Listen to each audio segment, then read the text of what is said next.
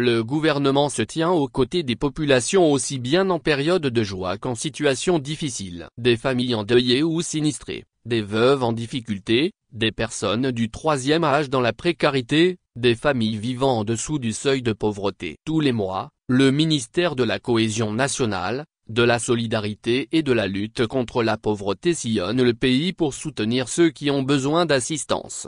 La caravane du dimanche de la solidarité apporte du réconfort et rallume la flamme de l'espoir chez les personnes en détresse. À Bouaké, la famille d'Afoué Sabine Photo a reçu la ministre en charge de la solidarité. Elle a perdu ses jambes dans un accident de la circulation lorsqu'elle était en classe de 3e. Issue d'une famille peu nantie, la jeune fille souhaite reprendre le chemin de l'école. Grâce aux actions du gouvernement, j'ai pu avoir la vie sauve après cet accident. Je suis certes dans un fauteuil roulant mais je vais mieux. Je vais bientôt retourner à l'école, dit-elle, enthousiaste. Yasmine Keita, handicapée moteur en classe de CE2, est assistée depuis 2021 par le gouvernement ivoirien. Elle m'avait promis d'être classée première de sa classe en. Elle a tenu sa promesse, déclare Miss Belmonde Dogo, ministre en charge de la solidarité, couvrant Yasmine Keita de cadeaux. Au cours de cette caravane, le gouvernement offre des vivres, des non-vivres et apporte une aide financière à ces familles pour leur redonner le sourire et les sortir de l'état de vulnérabilité.